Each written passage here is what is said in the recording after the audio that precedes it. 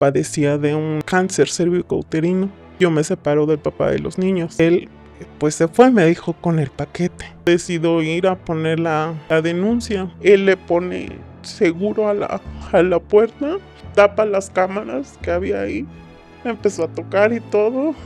Y sucedió lo que tenía que suceder. Es la última oportunidad que te damos, porque ya para la otra no te vamos a ofrecer ni un peso. Pues este depredador sexual estableció en su cabeza un tipo de relación contigo. Le dije pues que me había pasado eso en derechos humanos. Y él me dice, ¿y tienes pruebas? Porque si no tienes pruebas te vas a meter en serios problemas. Yo veo que no van a hacer caso. No hacen nada.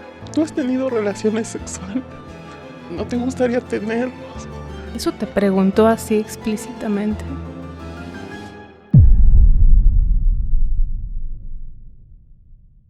Bienvenidas y bienvenidos al Sistema, un espacio en donde, a partir de historias reales, exploramos el sistema de justicia. El día de hoy vamos a hablar de dos historias. La de una mujer que sufrió múltiples violencias y con su abogada, que es una historia de una defensa profesional y humanizada. A nuestra invitada le vamos a cambiar el nombre por razones de cuidado de su imagen y su dignidad, porque como irán viendo a lo largo de este episodio, son muchas las cosas que le han pasado y que ameritan que la cuidemos muchísimo. Ameyali, muchas gracias por estar con nosotros en este espacio. Maestra Keren Blancas, titular de la firma de abogados Keren y Asociados, muchas gracias por estar aquí con nosotros y por acompañar en este espacio también a Ameyali. Decía que son dos historias. Primero, Ameyali, hablaremos de la tuya. Al menos identifico 4 tipos de violencia. Quizás son más, tú no lo contarás. Fuiste víctima de un delito por parte de tu expareja y el padre de tus hijos, víctima del Ministerio Público por indolencia y por falta de actuación cuando fuiste a pedir ayuda,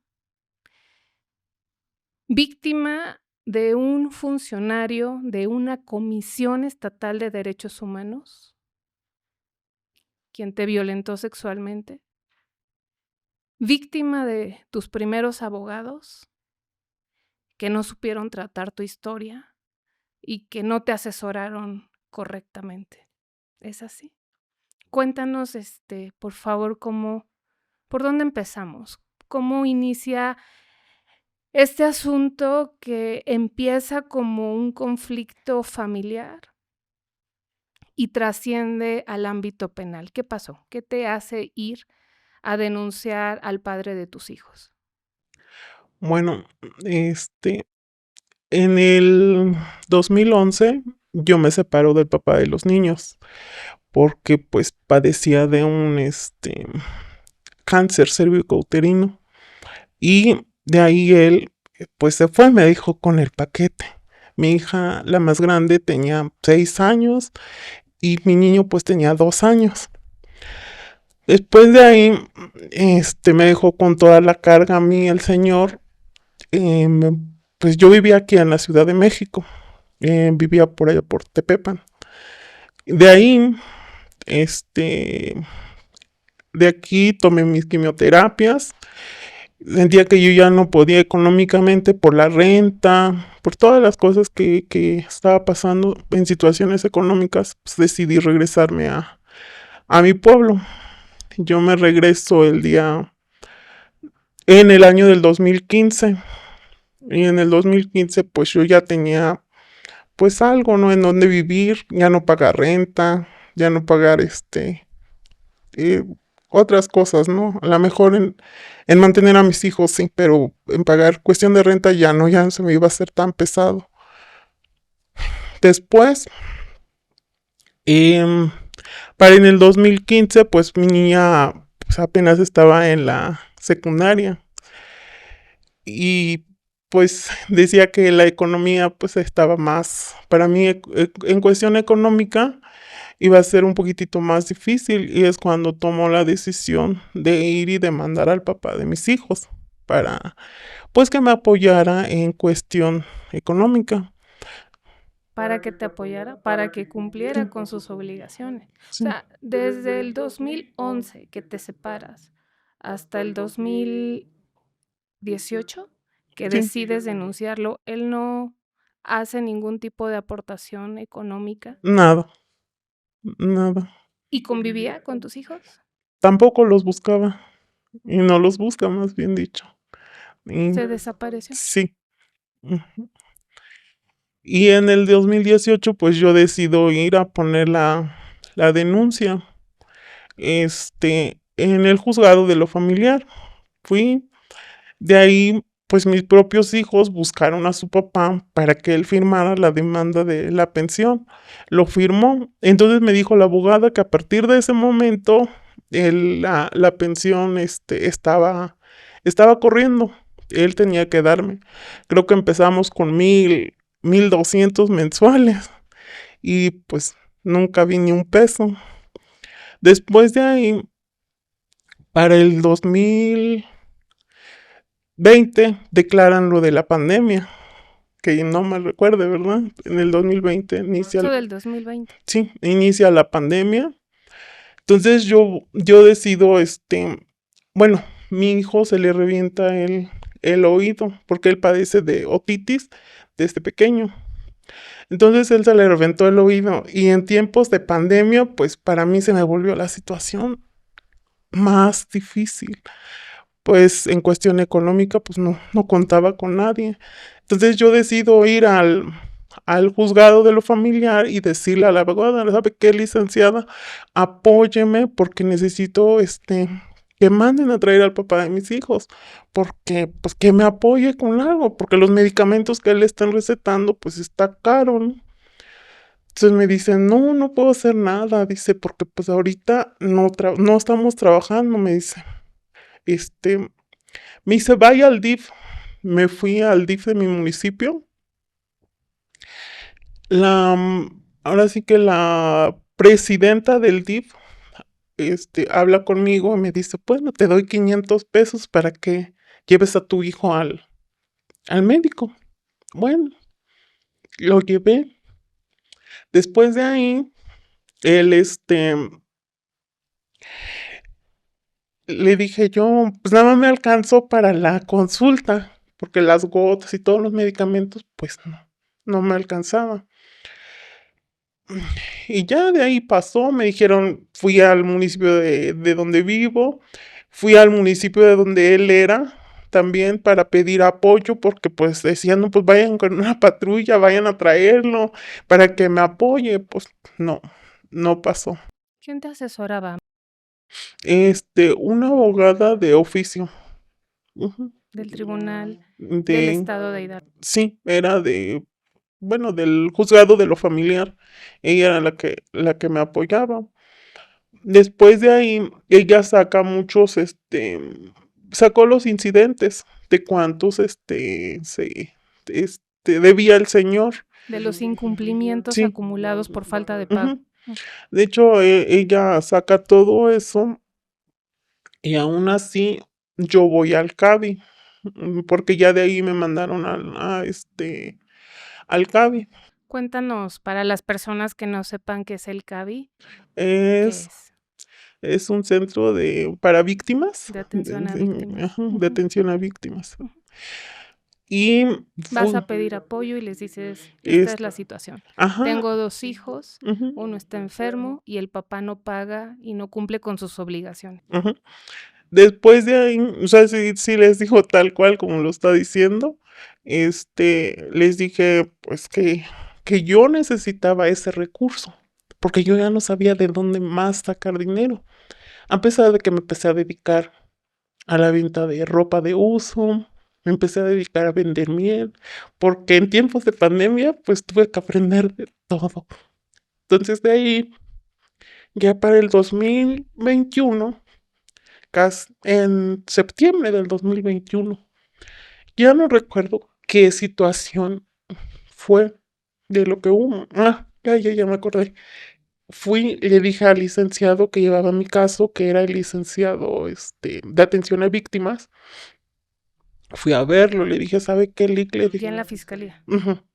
le digo, Lick, Debido a los incumplimientos de la obligación de pagar alimentos, vas al Ministerio Público a denunciar. Y ahí, ¿qué te me mandó, asesoran? me empezó a asesorar el Lick bueno, el encargado del CADI.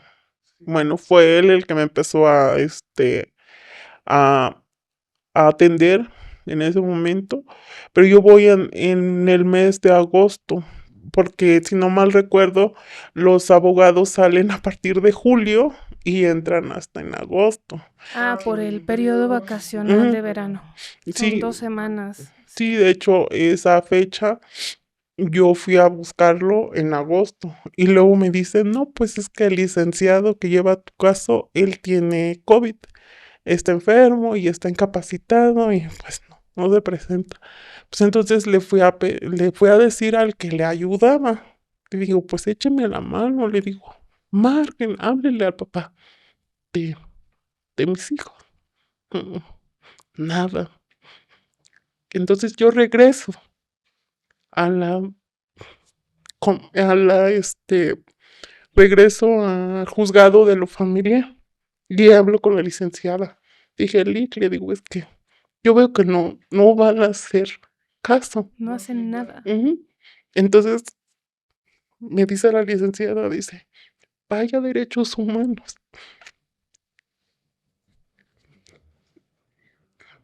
Y como yo andaba tan desesperada, fui a la comisión. Llego a la comisión y me acuerdo que estaba cerrado ese día. Y Vamos a decía, decir a la Comisión de derechos. Estatal de Derechos Humanos del Estado de Hidalgo. Y llegué, yo dije, no, pues no hay nadie. Pues ¿Solita o ibas sí, acompañada? no, Todo solo. solita. Y ya, yo ya iba caminando, entonces llega un abogado y me dice, ¿buscabas a alguien? Le digo, sí, le digo, me mandaron aquí, pues ¿para qué? Dice, ¿para qué soy bueno? Le digo, ¿usted trabaja aquí? Me dice, sí, yo trabajo aquí, yo soy el abogado tal. Y ya se presentó. Después de ahí, él me atendió como, pensé que me estaba haciendo preguntas Para normal. entender el caso. Y y ya le dije, no, pues es que yo vengo por esto y esto y esto, de que el papá pues no me ha apoyado y ya. Entonces él me dice, ¿sabes qué? Y me empieza a preguntar, sí te voy a ayudar. Y ya luego me dice, ¿tú has tenido relaciones sexuales? Y le digo, ¿pero por qué me está preguntando eso, no? Si yo no vengo a nada de eso. Dice, casi he hecho el sexo oral. ¿Eso te preguntó así explícitamente?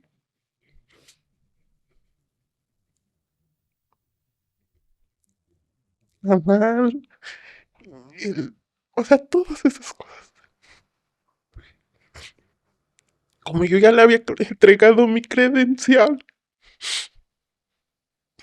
pues no podía salir de ahí. Le dije, mejor vengo otro día. Que otra abogada me dijo, no, pues le vamos a seguir. Me sigo preguntando que cuándo fue, que me dejó el papá de mis hijos. Y ya, o sea, yo pensé que otra vez estábamos en una, en una plática normal. Y me dice, desde ese tiempo no has tenido relaciones sexuales, ¿no te gustaría tenerlos? Le dije, no, mejor me voy. Iba a abrir la puerta, él se para. ¿Estaban en una oficina? Sí, la oficina estaba muy chiquitita. Era una oficina menos de 2 metros, 2 metros cuadrados, póngale, que es lo que medía la oficina, Y con la puerta cerrada. con la puerta cerrada. Y como estábamos en tiempos de pandemia, nada más estaban trabajando uno por...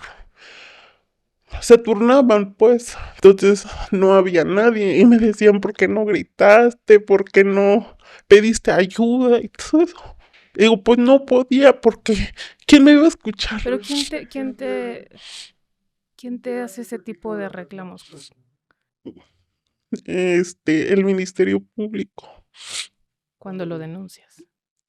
Sí, ¿Quieres terminar de contar la historia de lo que pasa con ese sujeto o sí. quieres? Después de ahí, yo, él le pone seguro a la puerta, cierra tapa las cámaras que había ahí y había una cámara nada más en una esquina.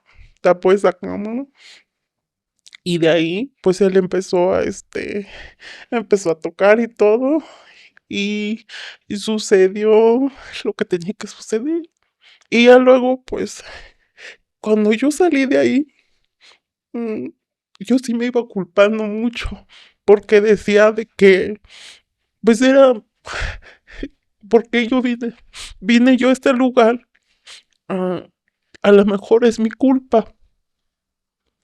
Y así estuve un buen tiempo para asimilar quizás eso, pero después casi lo de 15 días, 15 días después de que sucedió la violación, yo fui al Instituto Nacional de las Mujeres. Antes de pasar a ese tema, ¿logras salir de ahí y con quién lo hablas? Con nadie, nadie, porque me daba vergüenza. Y ni a mis hijos les podía decir, porque ¿Y tu agresor te dice algo cuando termina? que si me gustó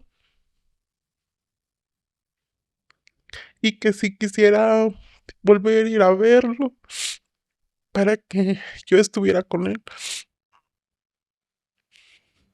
Pues te vas a tu casa Sí, con, con todo tu dolor y con toda la culpa que sientes pensando que tú tienes la responsabilidad de lo que pasó y qué sigue, qué pasa después. de ahí yo pues caminaba con eso, yo decía, sí, yo tengo la culpa. Y cada vez que me acordaba, yo decía, sí, tengo la culpa por haber acudido a ese lugar. Nadie me mandó. Después de ahí, a los 15 días, yo vuelvo a la instancia de la mujer y se lo comento a la abogada de la instancia de la mujer. Le dije, pues que me había pasado eso ahí en Derechos Humanos. Y ella me dice, ¿y tienes pruebas de lo que te pasó? Dice, porque si no tienes pruebas te vas a meter en serios problemas, me dijo ella. Esa es la primer respuesta que obtienes cuando cuentas qué fue lo que te pasó por parte de una funcionaria pública que trabaja en una institución encargada de velar por los derechos de las mujeres. ¿Y qué le dices? Sí, fíjate que tengo aquí un video que pude grabar. ¿Qué le dices? Me salí, nada más. Ya no le dije nada. Pero yo estaba con yo denuncio los hechos. Los hechos pasaron en septiembre del 2021. Yo vengo denunciando en derechos humanos de la Comisión de Derechos Humanos aquí en el 2022. En el Instituto de la Mujer no se levantó ninguna constancia. No, nada, nada. Este, vine aquí, me atendió un abogado también. ¿Quién te abrazaba? Nadie,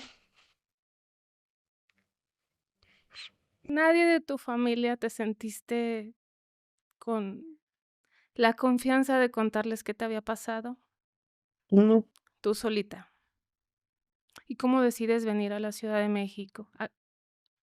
Ese Pues es el siguiente paso, ¿cierto? sí, ¿Vienes yo, a la Ciudad de México a qué instancia? bueno, como tenía citas médicas, bueno, tenía una cita médica en esas fechas, ¿Todavía estabas atendiéndote de tu tratamiento de cáncer cervicouterino? no, ya no, de otra cosa, Ah, okey. Vale. Entonces, tú vienes a una cita médica. sí. Y de ahí, pues dije, el señor, pues no lo habían corrido, él seguía trabajando en la Comisión de Derechos Humanos y, y pues ya mejor dije, pues vengo aquí a la Comisión de Nacional de Derechos Humanos, la CNDH, ¿no? ¿Y cómo te va ahí? Mm, Pregunté, les dije que quería poner una queja y me atendió un abogado. De hecho, el abogado me dijo, si todo lo que te pasó, dice, yo como profesionista, dice, te estoy atendiendo bien, ni aunque tú te me insinuaras, yo tendría ese derecho de estarte tocando o haciéndote algo que no se debe, me dijo él. Dice, no te preocupes, ahorita te paso con otras abogadas para que te sientas mejor. Y ya me pasó con una abogada. De ahí, cuando puse la queja, terminé de poner la queja, este, le digo yo le dije, a lo mejor no van a hacer nada. Entonces al tercer día me dice la licenciada, me dice, ¿sabes qué? Dice, yo soy tal persona, tal licenciada, voy a llevar tu caso. De hecho, ahorita ya lo estoy turnando para de que te tiene que atender de tu estado te tiene que atender, me dijo, tiene que levantarte la denuncia, tengas o no tengas pruebas, me dijo, La denuncia penal sí, por violación. sí. Entonces, yo pues regreso, ah, puse mi denuncia en ese mes de julio. ¿Te ofrecen asesoría, apoyo psicológico, contención emocional? Este, primero me ofrecen, asesoría jurídica. Me mandan con una, abogada, en la cual me dijo la abogada de allá del Instituto Nacional de las Mujeres. Me dice, bueno, se hizo un relajo porque desde aquí de la Ciudad de México buscaron a las abogadas del Instituto de las Mujeres Hidalguenses de Pachuca y de Pachuca marcaron hasta Huejutla, porque de aquí hasta Huejutla estamos hablando 8 horas. ¿Es sierra? Sí, 8 horas. Entonces, de ahí la abogada me habla, se contacta conmigo, me dicen que tengo que llevarte al Ministerio Público para que hagas tu denuncia. Pero de una vez te digo, si no tienes pruebas, no tiene caso que pongas la denuncia. Me dice, va a ser un desgaste y al final, pues hasta te pueden demandar a ti. Eso te lo dijeron la asesora jurídica del Instituto Local de la Mujer. Sí. Y tú dices: "Sí, sí la quiero poner". Le dije que sí, pero ¿con qué dato vas o cómo vas a ir para para denunciar? Me dice. Pues de tanto pensarle, me acordé que tenía unos, en mi teléfono, había capturado todos los mensajes que el señor me mandaba, porque después de la violación hubo acoso. O sea, este depredador sexual, eh, estableció en su cabeza un tipo de relación contigo. ¿Cómo es posible que pueda trabajar en un organismo de protección de los derechos humanos una persona con este, perfil criminal? Bueno, entonces llegas al Ministerio Público. Sí, y me recibió. Yo de ahí sí pedí, le dije que no quería que me atendiera el que llevaba mi caso de la pensión alimenticia. Y pues si él no hace nada, no, pues tampoco va a hacer nada en este caso. Digo, voy a poner la denuncia, pero pues sabía que como que me estaba metiendo en algo que no iba a tener futuro, se puede decir, que Porque además esa inacción es la que te lleva a ti a acudir a otras instituciones. sí, Que eso no justifica que lo que pasó, bajo ninguna circunstancia, pero bueno, y entonces, Ujú. te asignan un nuevo ministerio público, Sí, haces tu denuncia, sí. ¿y qué sigue? Y pues ahí me hicieron la prueba psicológica y pues me dijeron, pues ten por seguro si esta persona fue de que hizo esto contigo, va a pagar, me dijo el, el Ministerio Público. ¿Hombre? Sí, ¿Te asignaron un nombre? sí. Y como ves que allá no trabajan mujeres, puros hombres. Entonces, ya después, O sea, a un hombre le tuviste que contar con detalle cómo te agredió otro hombre sexualmente. sí, pongo la denuncia el mes de julio. Para el mes de agosto me mandan a traer otra vez. Me dicen necesitamos otros datos y todo. Para el 6 de septiembre me acuerdo que a él lo estaban aprendiendo. A tu violador. Sí. Mm, Giraron una orden de aprehensión y todo. Y ya fue en la primera audiencia inicial, pues pues me dijeron que no me presentara, que no había necesidad de que me presentara para Que como víctima, si no querías verle la cara. jeta a este sujeto, no te presentaras. Ujú. Es tu Entonces, derecho. no fui y así. Y es cuando fue el mes de septiembre. Para octubre, sus abogados me buscaron de esta persona. Me fueron a buscar primero, este, mandaron un mensaje. Me marcó, el abogado, me dice, queremos hablar contigo. El CABI se prestó para eso, para que nosotros habláramos. Nos Ellos mandaron. le proporcionaron tu número de teléfono. Ajá, y fueron y ellos hasta prestaron una oficina para que ellos, que tanto como mi abogada del Instituto de la Mujer, y me dijo, La que te dijo, híjole, está bien difícil, mejor no denuncies porque no tienes pruebas. "Ujú", y me dice ella, oye, dice que tenemos una cita con los abogados de esta persona, me dice, este, nos vamos a presentar a tal hora. Que tenemos una cita, o sea, no te preguntan, no te explican, estos señores quieren reunirse con nosotros y estás en tu derecho de decir que no, ¿qué quieres? No te preguntan, te avisan que tienes una reunión. Ujú. Y nos vimos ahí en el CABI. Estuvimos ahí, hablaron conmigo, los abogados y todo, ¿Y qué te de decían? ¿Qué querían? que, que cuánto quería yo, para que yo retirara la demanda, que porque el señor estaba diciendo de lo que yo lo estaba acusando que era consensuado. Este, es un, era una relación consensuada. Mm, ¿Cuántos años aproximadamente tiene tu agresor, sabes? mm, como 39, 40. ¿Cuándo sucedieron los hechos? Ujú. Y entonces, ¿qué quieres? Para que no le fastidies tú la vida a tu agresor.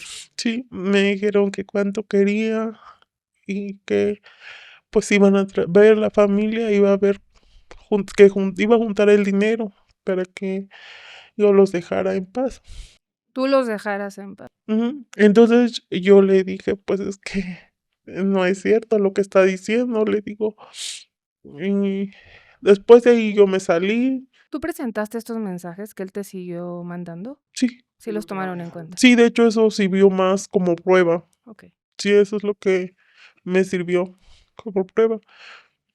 Y de ahí yo los abogados no me dejaban en paz.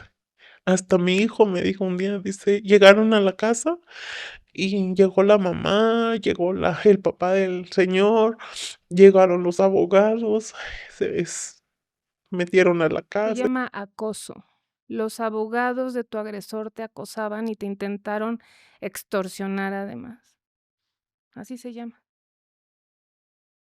Y entonces les dices que no. Le dije que no. Y hasta mi hijo me dice, me hubieras prestado tu teléfono, los hubiera grabado, dice, porque nada más son bien, ¿cómo me dijo mi hijo? Son bien corruptos esos, dice, porque te quieren comprar, dice. Y, y ya ellos se fueron y todavía me dijeron, es la última oportunidad que te damos para que recibas el dinero, porque ya para la otra no te vamos a ofrecer ni un peso y al ¿Cuánto contrario, dinero te estaban ofreciendo? 50,000 pesos. Dice, para la otra no te vamos a dar nada. ¿Y crees derechos humanos te va a apoyar? No te va a apoyar, te va a dejar ahí. Ah, no, claramente, con derechos humanos no contabas. Pues eso era evidente, él era funcionario de esa institución. Sí, después, como estos estaban muy, muy, renuentes en eso de ir y molestarme y estarme era día y noche de que, pues yo a veces ya no dormía porque por estar pensando al otro día qué va a haber, qué va a pasar. Tu asesora jurídica no hacía nada. Para eso, yo ella me dijo, no, pues ya acepta el dinero de lo que te están ofreciendo, es mejor eso a nada. Entonces, yo Así yo des- concluyo ya un expediente más y nos quitamos del problema, tanto tú como yo, porque ya no tengo que hacer mi trabajo. entonces yo recuerdo, ese día, pues casi me la pasaba en la ciudad de Huejutla, porque de la ciudad de Huejutla hasta el pueblo donde yo vivo son 45 minutos. Este, llego yo a mi casa, digo, pues, ¿qué voy a hacer? Pero antes de eso le digo que yo iba pasando así a y checo unas oficinas que decía abogados, tal, derechos humanos internacional y en que no sé qué, no, dije, pues, de aquí soy, pues voy a ver qué.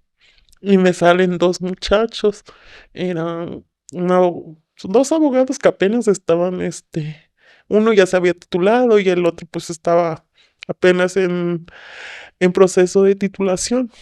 Entonces les dije, les comenté mi situación. Este, Dice, nosotros estamos trabajando para una asociación y vemos a ver si te podemos apoyar. Y nos marcas, me dice, ah, bueno. Y ya luego les marqué a la semana y les dije, digo, ¿qué pasó? Le digo, ¿si me van a ayudar o no? Estabas en el juicio, fue antes de que lo condenaran. Porque pues sí, yo ya estaba desesperada. Porque ve, Desesperada porque tenías que cuidar hijos, conseguir recursos para subsistir, seguir con las acciones legales en contra de tu deudor alimenticio, seguir con el juicio en contra de tu agresor sexual y estarte defendiendo del acoso de la defensa de tu agresor. ¿Y qué te dicen estos abogados? pues me dijeron que ya lo habían platicado con ¿cómo le dicen? Los patrocinadores para ver si ellos podían, porque del cerezo, bueno, de donde está el reclusorio, donde está el penal, pues de Huejutla a donde está el penal, pues se hacían como casi una hora. Para Eran tus audiencias, Ajá. tenías que ir, Entonces decían los abogados, pues es que esos son gastos. Entonces ya nos dijeron que sí, dice que sí vamos que sí te apoyamos. que sí, sí te apoyan. Bueno, pues ya estos abogados, del abogado del agresor, este, fueron a buscar a otra vez estos muchachos, porque yo revoqué a la licenciada del Instituto Nacional de las Mujeres, ¿Era del nacional o del estatal? del Del estado, estado, ajá. okey. Sí, la revocas, pues, Ujú. Me defiendo mejor yo sola. Ajá, la revoqué, fui con esos dos. Y nombras a estos dos jóvenes abogados. Sí, ellos empiezan y otra vez estos abogados del agresor. buscaron a los nuevos abogados, y dijeron que eran unos novatos, que pues que se los comerían, ¿no? Y lo mismo, esta estrategia de acoso, e intimidación. Y después, este, para, creo que para diciembre, sí era para diciembre, casi a finales de diciembre. ¿2022? Sí, 2022. Sí, 2022. Sí, 2022, porque a él lo sentencian en el 2023. Mm, Este, el, yo busco me acuerdo en una libreta, yo tenía eh, a un sacerdote, ¿no? Que me quería mucho y todo, pero él murió de COVID. Entonces él me apoyaba mucho en cuestiones de que, pues, me decía, no, cuando venía a la Ciudad de México ya te junté una ropa, ya te hice esto, y ya, ¿no? Para que te los lleves y los vendas. Bueno, entonces me acuerdo yo de él, ¿no? Y dije, no, pues me dijo que su sobrino trabajaba en una televisora. Entonces busco el número, ¿no? Y ya le mando mensaje y le digo, este, ya le dije, ¿eres Javier? Dice, ¿quién habla? ¿Y quién eres? Me dijo, y ya le dije, no, pues soy tal persona y así, no sé si se acuerda de mí. Dice, dígame más cosas para ubicarla y todo. No, yo nada más lo he visto una vez, le digo, porque me entregó las cosas del padre, le digo. Nada más fue la única vez que lo vi en Tenayuca, le digo. Y estoy pasando por esto y esto y esto. Y es cuando él, me dijo, déjeme ver a ver qué puedo hacer por usted. Y ya es cuando él me contacta con la... ¿Con la abogada? Sí, ¿Te parece bien si platicamos con tu abogada cómo logra eh, asesorarte? Yo decía profesionalmente y humanizadamente, y eso que tendríamos que dar por incluido en cualquier servicio legal, hoy parecería ser que es un lujo que solamente algunas personas tienen. Abogada, muchas gracias por estar aquí con nosotros. Gracias a ustedes por la ¿Qué decir de invitación. este caso, no, hombre? Pues evidentemente cuando me busca Meyali y me cuenta la historia, no lo pensé 2 veces y dije: "No es posible que por no tener recursos no tengas acceso a una defensa adecuada y que sea criminalizada, revictimizada, todavía porque no tengo esa solvencia para acceder a un abogado". Inmediatamente la contacto, me empieza a decir su historia, hablo con los abogados, con los que la representaban en ese momento, le expliqué, le dije definitivamente las cosas se están haciendo mal, en principio porque pues ella sentía esa culpa, el tema de las pruebas, las amenazas, las intimidaciones, este tipo de asuntos. Pues es evidente que no necesitas pruebas. Jurídicamente, pues son de realización oculta, pues obviamente no vas a tener prueba. Además de el desconocimiento, la indiferencia, la apatía de los servidores públicos, de las instituciones, pues estamos ante estas situaciones que las propias víctimas no logran acceder a justicia, a una reparación del daño o a una defensa adecuada. Y por el contrario, reciben violencia institucional. Fue violencia del padre de sus hijos, violencia de las instituciones, violencia de los servidores públicos, violencia de los abogados del agresor. Pobre mujer, o sea, de verdad es que no es posible que soy víctima, voy a pedir ayuda y ahí también soy víctima. Es una revictimización terrible. De hecho, pues es una cadena y el Estado mexicano incluso ha sido condenado. El caso del campo algodonero, por ejemplo, que sacó a todas luces la falta de preparación de los servidores públicos, esa falta de empatía, o sea, tienen que actuar con perspectiva de género. Justamente ese estereotipo, ese estigma de fue tu culpa, tú fuiste, tú eres mujer, tú lo provocaste, tú quisiste. O sea, eso es un estereotipo y un estigma que está fuera de toda perspectiva de La bestia género. estaba tranquilamente haciendo su trabajo y tú lo fuiste a provocar. Y además, en este caso, abogada, aprovechando que te tenemos y que tienes no solamente mucha experiencia en materia penal, también en materia familiar, me gustaría que pudiéramos hablar del primer asunto, que es el que desencadena todo lo demás, ¿no? Y que es esta violencia por no recibir las, el pago de los alimentos a los que tenía derecho. Y quizá algo que también estaría bien mencionar es que en este caso la situación todavía es mucho más vulnerable porque pertenece a una comunidad indígena. Así es. Habla un idioma indígena, vive en una zona con poco acceso y cercanía a los servicios más básicos. Y entonces todo hablemos de ese maltrato y de lo que viven las mujeres cuando tienen que ir a pedir a los tribunales, al Estado, ayuda para que los deudores alimentarios cumplan con sus obligaciones. Y si no tienes inconveniente, me gustaría que le dijéramos a la gente en qué consiste esta obligación de dar alimentos y hablar también de que el incumplimiento de esta obligación puede dar lugar a más de un delito. Exacto. En principio, el derecho a los alimentos, pues, es de los menores por el solo hecho de ser menores. No tienes que acreditar nada más que, pues, con el acta de nacimiento, la afiliación, y es un derecho que no está cuestionado a nada. Desafortunadamente, los deudores alimentarios, cuando se saben que están demandados, pues no quieren pagar. La falta de mecanismos eficientes por parte de la autoridad genera esa indiferencia. Deberían de existir mecanismos, formas más ágiles de poder acceder a ese cumplimiento forzoso.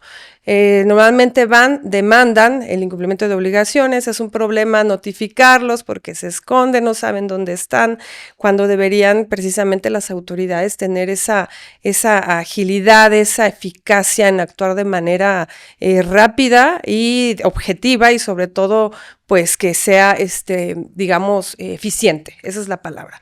En la materia... Y pronta. Exacto, pronta, o sea, los alimentos es el derecho que tienen todos los niños y aún el deudor... El derecho a El derecho a los alimentos. alimentos debe de cubrir evidentemente la comida, el esparcimiento, la educación, la salud e incluso el acceso a un oficio. La vivienda. La también. vivienda, desde luego, esos es todos los rubros que deben de cubrirle los alimentos. Y no nada más es cuando sean mayores de edad, también es hasta que concluyan, no nada más cuando sean menores de edad, también es hasta que concluyan sus estudios de licenciatura. ¿Y si tienen una discapacidad?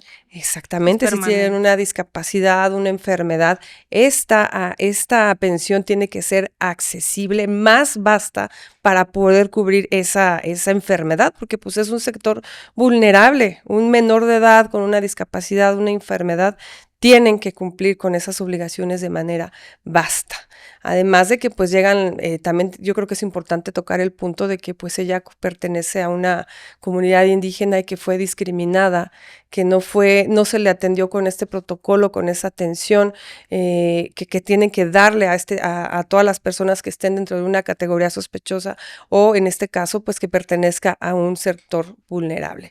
Claro, es un derecho de las personas que pertenecen a algún pueblo, comunidad indígena, además de contar con asistencia legal, a contar con intérpretes y traductores en su idioma indígena para asegurarse el Estado de que la comunicación y la asesoría jurídica es completamente comprendida. Exacto, que sea la adecuada, hacer esos ajustes para darle la debida atención. Este caso claramente no existió y hubo una indiferencia, un retraso a la justicia, porque se pudo haber solicitado, hay muchos mecanismos para el cumplimiento, el registro nacional de deudores alimentarios morosos, por ejemplo, que genera ciertas consecuencias, como por ejemplo que no se puedan volver a casar, que no puedan solicitar un pasaporte, que no puedan hacer compras, todo ese tipo de mecanismos que la autoridad, no sé si es por desconocimiento, por falta de empatía, por ignorancia, no lo sabemos. Por todo al O- mismo tiempo. Exactamente, o todo un conjunto de factores que generan ese retraso en la justicia y las víctimas nunca tienen acceso a esos derechos de forma real. Esto es por la parte familiar, que lo puedes demandar y existen mecanismos para el cumplimiento a través de esta inscripción al Registro Nacional, se puede dar vista al Ministerio Público o por tu parte iniciar una denuncia porque esto es un delito que está tipificado como aquellos que atentan contra el derecho a los alimentos o el incumplimiento a las obligaciones alimentarias. Y habría un par de delitos más que se me vienen a la mente, que sé que esto es una regulación de tipo local, cada entidad federativa tiene son muy similares, pero podrá haber entidades en donde haya diferencia, pero también está el delito de fraude por ocultar cuánto percibe el deudor o por ocultar o por... Ponerse en estado insolvente de manera dolosa. Exacto. Sí, exacto, Que incluso... expliquemos qué significa esto por si no es tan obvio. Sí, claro. Normalmente las empresas o los propios deudores, al momento de que tienen que declarar su actividad, sus ingresos ordinarios, extraordinarios, dicen, no tengo trabajo o gano menos de lo que deberían declarar, y aquí están colocándose de manera dolosa, de forma insolvente, para cometer un fraude en perjuicio de acreedores. Debo, no niego. Pago, no tengo, ¿no? Pero como una simulación, justo para no cumplir con las obligaciones. Exactamente, es una simulación. Y eso es un fraude, y además es un agravante cuando hay infancias de por medio y estas son menores de edad menores de 12 años, que es más o menos la media a nivel nacional, puede variar en otras entidades federativas, y también es un agravante cuando las infancias tienen algún tipo de discapacidad, ¿cierto? Exactamente, exacto. Aquí se cometen varios delitos, incluso el fraude procesal. Estoy falseando información para inducir al error a la autoridad y obtener un lucro indebido, porque es muy común, o incluso las empresas que son solidarias también no informan cuánto ganan los deudores o si trabajan para ellos, y es ahí donde pues las víctimas se vuelven víctimas del deudor, de las propias empresas y víctima de los propios servidores públicos que no ejercen ningún mecanismo que sea efectivo para poder acceder a ese derecho que tienen. Y el delito de violencia familiar se podría también configurar por incumplimiento de obligaciones alimentarias. Si es un tipo de violencia, sería violencia económica, que al final pues ya estaría, se puede decir que se subsume porque al configurarse el incumplimiento de obligaciones alimentarias. Pero sí es un tipo de violencia a todas luces, es económica y patrimonial. Y toquemos otro punto, abogada, que creo que hay que prestarle más atención, no sé si estás de acuerdo, y es que el tema de alimentos también comprende la satisfacción de necesidades emocionales y afectivas. Y entonces un deudor que además de no dar dinero, no da tiempo para convivir con sus hijos e hijas, pues esto también es otro tipo de violencia, Claro, la indiferencia, el abandono. el abandono. Justamente la violencia psicológica se puede definir de varias formas, como la indiferencia, el abandono, el descuido reiterado. En este caso sería la indiferencia total. Y en este caso, el delito de abandono para aquellas entidades que lo conservan también quedaría subsumido dentro del delito de incumplimiento de obligaciones alimenticias, ¿o pueden convivir los dos delitos? Están, por ejemplo, en el Estado de México, sí el tipo penal dice a quien abandone injustificadamente a sus acreedores sería quien se podría encuadrar en esta conducta. O sea, sí depende el tipo penal de cada estado. Y el Estado de México sí lo considera como abandono injustificado a sus obligaciones alimentarias hacia sus acreedores. Ahí serían 2 delitos. Y si mintieron, van 3: fraude, incumplimiento de la... Incumplimiento de la obligación alimentaria, fraude procesal, hay uno en perjuicio de acreedores, incluso hay otro en el Estado de México, es falso testimonio, o sea, se dan varios delitos. Incluso también me gustaría tocar un punto que muchas veces no saben. y eso es un delito. Hay acreedores que dicen, yo voy a pagarte, si me condenaron a 10,000 pesos, te voy a dar 5,000. Si me condenaron a través de billete de depósito, yo lo voy a hacer, a través de tu cuenta bancaria, lo voy a hacer a través de billete de depósito, o hacerlo en especie. Hay muchos tipos de violencia que se pueden dar a través de este incumplimiento, que a todas luces es el delito de incumplimiento a las obligaciones alimentarias. El modificar de forma arbitraria lo que ordena el juez, eso es un delito y se puede dar todos estos tipos de violencia, la violencia económica y patrimonial, y es muy común. Las mujeres son víctimas todo el tiempo de este tipo de hombres que no quieren cumplir con sus obligaciones alimentarias, aun y cuando están demandados, incluso denunciados, no quieren pagar, no quieren cumplir. Hay quien dice, yo le pagué en efectivo, y es tu palabra contra la de ella. Yo pagué en efectivo, ¿y cómo compruebas eso, no? O sea, además de deudor, colocan en una situación de mentirosas a las señoras. Y es muy, muy complicado poder acceder a ese derecho al que tienen las mujeres y desde luego los menores, sus hijos, porque no es para ellas, es para sus hijos. Totalmente. Y en este caso, este asunto inicia por un incumplimiento de obligaciones alimentarias. Finalmente, ¿el deudor alimentario ya cumplió? ¿En qué momento cumplió? ¿Cómo va ese? No, desafortunadamente metió un amparo. Un amparo para no cumplir con su obligación de edad. ¿Y qué dice? ¿Por qué un padre no está dispuesto a aportar para la subsistencia de sus hijos? ¿Cómo, qué dice? ¿Cómo se defiende? ¿Por qué se ampara? No quieren pagar. ¿Qué dice? ¿Que no son sus hijos? ¿O que no tiene dinero? ¿O que no quiere dar dinero? ¿O Que no qué? quiere pagar. ¿Que no quiere pagar? Y la justicia, pues, le acepta recurso tras recurso, y en lugar de decirle, oiga, señor, en lugar de estar pagando abogados y en lugar de estar promoviendo, mejor pague sus obligaciones. No se ha resuelto el amparo y pues ese proceso está ahí parado y es el origen de toda esta tragedia, de Es una esta, tragedia. de esta desgracia, que soy víctima de un derecho a lo que tienen mis hijos. Cuando el padre de los hijos cuando se fue y dejó de pagar para la subsistencia, para el concepto de alimentos, tenían 2 y 6 años. ¿Cuántos años tienen ahorita esos chicos? Mi hija va a cumplir 20 y mi hijo tiene 16. Está en el segundo semestre de preparatoria y mi hija está en ella acaba de terminar la prepa y hizo su servicio social y ahorita pues quiere presentar un examen, quiere estudiar medicina y eso pues también es mi miedo porque por los recursos a veces se detienen. Abogada, este incumplimiento de obligaciones, o sea, uno de los hijos la hija, ya es mayor de edad y el chico está a punto de ser mayor de edad. Prescribe esta obligación, se extingue por alcanzar la mayoría de edad. ¿Qué le podemos contar a la gente para que esté bien informada y sepa cómo funciona esto? Como te decía, la creencia es que los alimentos son hasta que cumplan 18 años, ¿no? Esa es la creencia o lo que todo el mundo sabe. Pero no, existe criterio de la Corte que ellos tienen derecho hasta que concluyan sus estudios de licenciatura.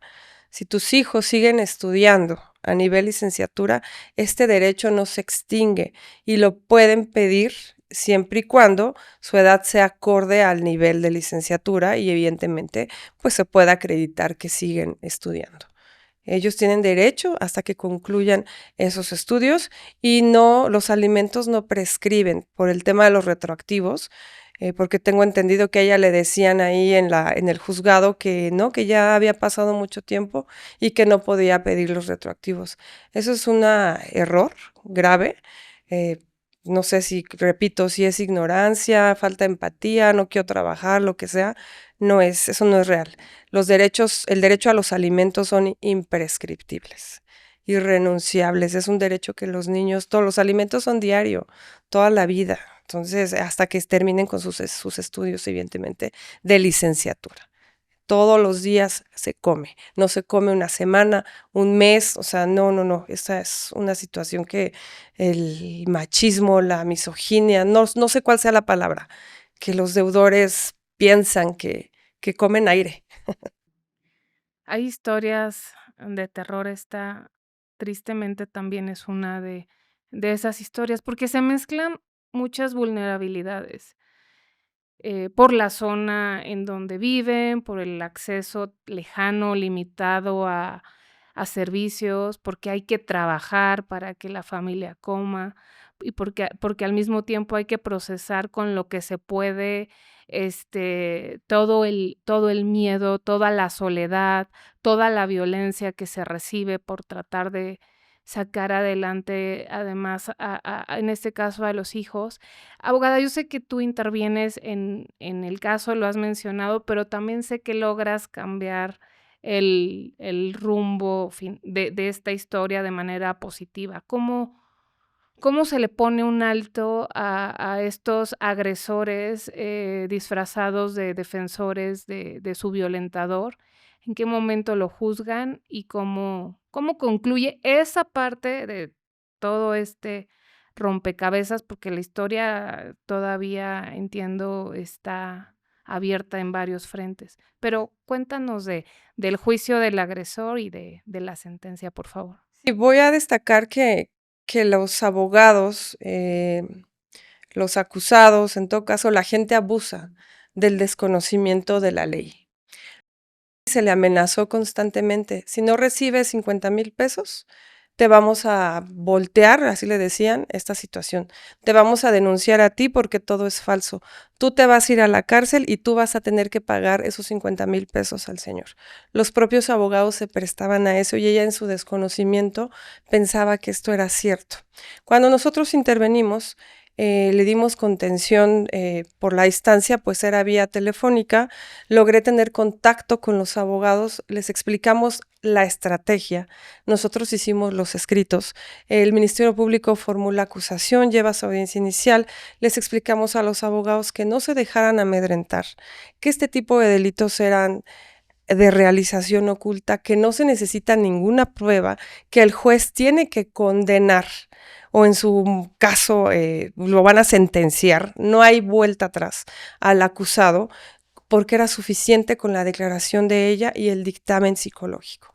No se necesitaba más. Y los mensajes ayudaron también, ¿no? Muchísimo. Los mensajes ayudaron. Sin embargo, aunque ella no hubiera contado con esos mensajes, probatoriamente es suficiente con la declaración de la víctima y el dictamen en psicología. No se puede dudar de las víctimas de este tipo de delitos y mucho menos pedir prueba.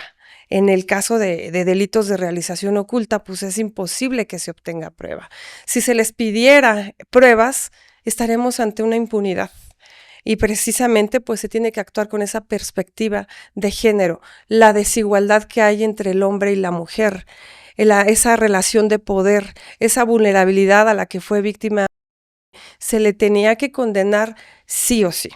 Intervenimos, se les explicó a ellos cuál era las acciones legales que tenían que tomar, no permitirse intimidar y en todo caso decir que sí iban a ir a juicio, porque el acusado le decía a ella que si seguía con el proceso, la que iba a terminar en la cárcel era ella. Ella me hablaba y me decía, me acaban de decir que si no recibo los 50,000 pesos me voy a ir yo a la cárcel. Le dije, eso no existe, que tengo que retractarme de mi declaración. En principio eso es un delito. 2, que cambie mi declaración. Eso no se puede. 3, que me van a denunciar a mí. 4, que diga que fue un tema consensuado. Todo eso era a base de mentiras, intimidación, engaño, que ella, si no hubiera tenido ese acompañamiento o esa asesoría jurídica adecuada, estoy segura que hubiera accedido y cerca de obtener tranquilidad, la hubieran denunciado a ella, hubiera cometido un delito ella, cuando ella es la víctima del Estado, de las instituciones, de los servidores públicos, de los abogados del señor, se hubiera terminado matando. Ella me hablaba y me decía, ya no puedo más, no puedo dormir, me quiero morir, lloraba. Un día no le contesté porque estaba en una audiencia y se me no podía ni hablar. O sea, es una situación muy triste, es una tragedia que por el desconocimiento, la falta de ética de los abogados, recuerdo que me dijo, acaban de venir los abogados y que me dijeron que va a salir absuelto. Pidieron una audiencia de revisión de medida cautelar y empezaron a generar ese martirio psicológico, esa intimidación. Me dijo, ya pidieron la audiencia y me acaban de notificar de la audiencia y me están diciendo los abogados que va a salir, que le van a cambiar la medida y que cuando salga yo voy a quedar como mentirosa. Le expliqué cuál era el efecto de la audiencia de revisión de medida.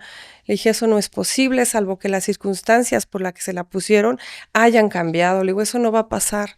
No, pero es que ya me dijeron que la corte se pronunció. O sea, la empezaron a Esta guerra intimidar. psicológica, ¿no? Que juegan con... Ella no entendía, pues evidentemente no es abogada, no es perito en la materia y abusaron de ese desconocimiento. Además, los abogados subían en su Facebook publicaciones que decían, hoy tenemos audiencia de revisión de medida cautelar, hoy una libertad, un inocente va a llevar su proceso en libertad. Ella veía eso y le generaba ansiedad, estrés y aprovechaban esa situación porque la buscaban en ese momento. Tienes que aceptar porque de todos modos él va a salir absuelto. Tienes que aceptar porque de todos modos a él le van a cambiar la medida. Tienes que aceptar porque tú te vas a meter en un problema. Incluso hasta quisieron tocarla con temas de religión, tú debes de perdonar, o sea, cuestiones absurdas que no se deberían de prestar a estas circunstancias los abogados. Un juego psicológico Terrible, fue una guerra psicológica de conocimiento, de intimidación, de acoso. Afortunadamente logramos aterrizar, explicarle los alcances. Y nosotros hicimos cuando la coadyuvancia de la víctima, cuando el Ministerio Público formuló acusación, nosotros fuimos quienes elaboramos esa coadyuvancia de la víctima, donde se le hizo un estudio psicológico, donde una perito especialista pudo determinar el daño y el derecho a la reparación integral a la que ella tiene acceso. Háblanos de eso, abogada, de cómo logran que él termine confesando los hechos, ¿sí fue así? Terminó aceptando el procedimiento abreviado vio la firmeza de los abogados afortunadamente pudieron de alguna forma cerrarse. Pudimos, ¿no? Fue a través de sí, porque me hablaban, les dije, ustedes, tengo los audios, los estaba escuchando Te ayer. volviste abogada de los abogados que estaban ahí en el territorio acompañando. Les dije, ustedes no van a ceder, no acepten ningún tipo de intimidación. A él lo van a condenar, no tiene opción. Si se va a un juicio, le va a ir peor. Entonces la decisión fue, le dijeron que iban a tomar el procedimiento abreviado, que le iban a reparar su daño. Inicialmente le estaban ofreciendo 250,000 pesos y que era eso o que se iban a ir a juicio y él iba a salir absuelto. De 50,000, a partir de nuestra intervención, ya subió a 250,000 pesos, cuando estaba el daño cuantificado en 800,000 pesos a través de la pericial en psicología, todo ese lucro cesante, lo que ella perdió por estar atendiendo el asunto, por ir al Ministerio Público, todo lo que dejó de hacer precisamente pues a raíz de ser víctima de todos estos delitos y víctima de todas las instituciones. Hubo una reunión donde se pudo pues finalmente pues dejar claro que no se iban a echar para atrás, que el juicio era la siguiente etapa, que estábamos en toda la disposición de irnos a juicio, y es hasta ese momento que los abogados, supongo que cayeron en cuenta, que decidieron decirle que iban a irse al procedimiento abreviado y que se le iba a reparar su daño. Afortunadamente, a través de que se pudo dar ese empoderamiento, esa asesoría, ella con toda firmeza dijo, me voy a juicio, no me importa. Hasta ese día fue cuando los abogados dijeron que ya se iban a un abreviado. Porque te cuento que el propio Ministerio Público le decía, ya acepta ese dinero, porque puede salir absuelto. El Ministerio Público, ¿cuántos libros no hay que teorizan sobre que el Ministerio Público es la representación social? Es el aliado de la sociedad, son los fiscales que cuidan que las cosas se hagan correctamente. Fue víctima de todos, todavía en esa instancia, El propio MP que llevaba el proceso se lo dijo, acéptales lo que te están dando, porque puedes salir absuelto en un juicio. O sea, ¿cómo te atreves como servidor público, el que llevas la carpeta de investigación, que se supone eres perito en la materia, sabes cómo son estos asuntos, una mujer que viene víctima el padre de sus hijos, de servidores públicos, de la Comisión Estatal de Derechos Humanos, de un servidor público de esa comisión, y todavía tú te prestas a intimidarla, a generar ese terror psicológico de puede salir absuelto? Entonces, imagínate Sí nos el... merecemos otro tipo de servidores y servidores públicos, y hay muy buenos también, pero no en este caso. Si las cosas funcionaran bien, si las instituciones y todo el aparato de justicia funcionara bien, no tendría que pasar una persona como por tantos años. O sea, el delito se vuelve continuado en la medida en la que siguen pasando cosas y tienen que pasar tantos años para que finalmente lleguen a ese momento en donde el tipo no le queda de otra y tiene que aceptar el proceso abreviado, y eso, pues esto no tendría que pasar, porque si funcionaran las instituciones bien y todo el personal que está trabajando en ellas estuvieran preparados, capacitados, no se tendría por qué volver una pesadilla más a aquella que llevó a una persona ante el sistema de justicia. Abogada, ¿y en qué terminó este asunto? ¿Finalmente lo condenan? ¿A qué lo condenan? Pues finalmente se van a un procedimiento abreviado que es, pues digamos, aceptar los hechos, lo sentencian, evidentemente, pero hay una reducción de la pena. Pero pues la consecuencia es reparar el daño. En este caso, pues se le reparó el daño, le dieron de 50,000 pesos, le dieron 300,000 pesos. Evidentemente no hay cantidad, no hay dinero que le devuelva a ella su tranquilidad. Sin embargo, pues desde como inició que eran 50,000 pesos con una denuncia, con toda esa intimidación psicológica, pues está en un mejor escenario.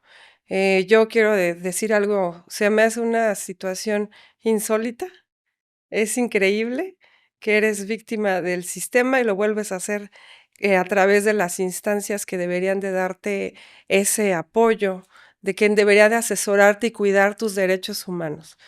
Es para mí una situación increíble, la falta de empatía de los servidores públicos, la falta de preparación, el abuso, al que están expuestas todas las víctimas, y quiero pensar que, pues, como casos como los debe de haber muchos, pero hay quien no se atreve a alzar la voz, o quien no cuenta con esa asesoría adecuada, o como lo dije desde un principio, si no tienes dinero para una defensa, pues no vas a tener acceso nunca a la justicia.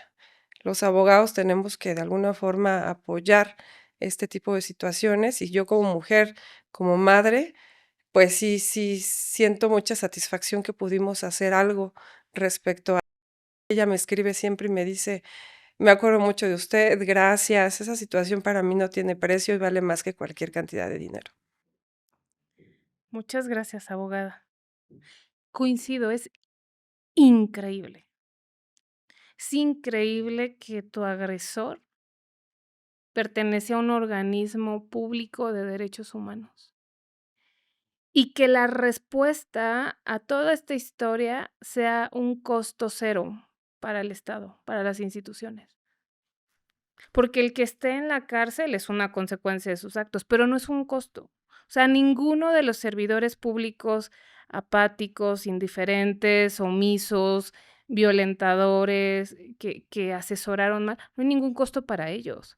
Ellos siguen ocupando sus lugares de trabajo, percibiendo su sueldo, mal asesorando a más personas. No hay costo para el Estado. Tampoco hay costos políticos, porque nadie se hace responsable de todo ese personal del Estado que involucra a todos los poderes del Estado, hay que decir, al legislativo que hace las leyes como las hace, al ejecutivo que pone personal mal capacitado, a los organismos públicos autónomos también, que contratan amigos, a gente que no está preparada, al Poder Judicial cuando no hace lo que le toca. Con esta reparación, Ameyali, ¿pudiste recibir terapias, atención psicológica?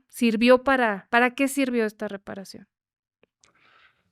Pues lo utilicé más en mis hijos, en apoyarlos para que estudiaran. Pues yo me he quedado con lo mismo, ¿no? Pues no he tomado terapia psicológica y pues a veces no tengo tiempo. Me levanto de 6 de la mañana, duermo hasta las 11 o 12 de la noche, pensando qué voy a hacer al otro día, qué les voy a proporcionar a mis hijos y pues eso. Y ¿Cómo te vas a seguir defendiendo? pues alzando la voz, eh, a no quedarme callada. Y invito a todas las mujeres que estén pasando por la misma situación, que pues que alcen la voz. Eh, He invitado incluso hasta mis propias hermanas para que lo hagan y pues a veces me admiro a mí misma porque si no me echo porras yo, ¿quién la va a Yo hacer? también te admiro. ¿Quién la va a hacer? Nadie, Y ¿no? tu abogada dice que también. Y, este, y pues a veces digo que estoy por un buen camino, ¿no? Porque tengo 2 hijos y a pesar de esos 2 hijos, los veo estudiando, estudian y me apoyan en mucho. Trabajamos los tres y, y sacamos de esto los tres. Y mucha gente me dice que cómo es posible o cómo hago mi trabajo como mamá, pues a pesar de todo, pues mis hijos, tengo unos hijos obedientes que van bien en la escuela y, y mis hijos son conocidos bueno, mi hija es conocida por las calificaciones, porque ha sido destacada en la escuela y así. Y mi hijo pues apenas está por ese camino, pero no es un mal hijo. Le gusta mucho el deporte y amo mucho a mis hijos y creo que si estoy aquí o he alzado la voz es por ellos y enseñarles que, que no se queden callados, que deben de sacar lo que les pasa y denunciar lo que les pase a ellos, ¿no? Mm. Me sumo. Me sumo a tu llamado. +1 por 1000. ¿Algo más que quieras agregar que no te haya preguntado y que sea importante para ti decir? Pues ahorita me tiene inquieta lo me han llegado notificaciones del penal en donde pues él ya está promoviendo su libertad anticipada, que por el buen comportamiento, pues él ya va de salida, ¿no? Entonces digo, de que a veces me desanimo por esa parte, ¿no? Porque de qué sirve uno que denuncie si ellos nada más van a estar un determinado tiempo, ¿no? Como me dijeron los abogados, pues él puede estar 1 año, 2 años, y por eso aceptaron lo del procedimiento abreviado y lo pueden sacar. Sí, el procedimiento abreviado lo hemos comentado en este espacio, lo saben quienes nos han hecho favor de acompañar en los diversos episodios, pero para quien no lo sepa, pues otorga beneficios a quien se somete a cambio de facilitarle la carga de trabajo al Estado, pues se le premia con una sentencia reducida, ¿no? Le dicen, si sabes que cometiste el delito, ahórrame el trabajo de que yo te lo pruebe y a cambio, pues te doy una sanción menos severa. Muchas gracias por abrir tu historia, por compartirla y por hacer este llamado que creo que es importante. para la sociedad, no solamente para las mujeres, también para todas las personas que vivan algún tipo de violencia, y que tu historia sirva para hacer pedagogía social también y conciencia, y para incidir positivamente en las personas que trabajan en cualquier institución pública, y también para quienes están estudiando y tienen contacto con víctimas. Tenemos que ser más empáticos, tenemos que buscar una justicia más humanizada, tenemos que ponernos solamente en los zapatos de las personas, tenemos que aprender a caminar en esos zapatos y hacer las cosas lo mejor posible. Muchas gracias por haber estado aquí.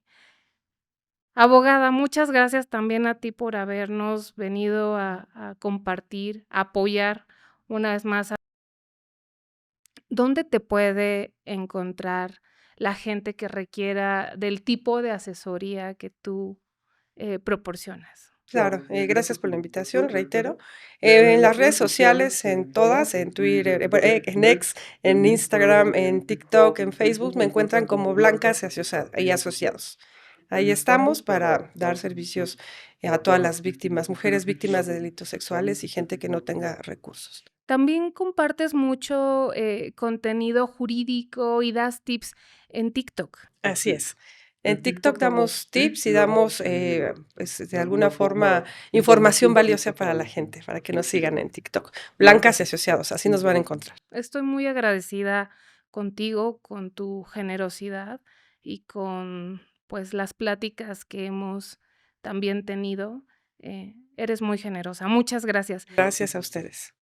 Y a todas ustedes, personas, amigos ya, amigas que nos acompañan en cada episodio, muchas gracias por habernos acompañado también en la manera de ayudar a este espacio a crecer y a contar con más historias de las que podamos aprender es suscribiéndose al canal y compartiéndolo con personas que estén interesadas en estos temas. Nos vemos en un siguiente episodio. Gracias.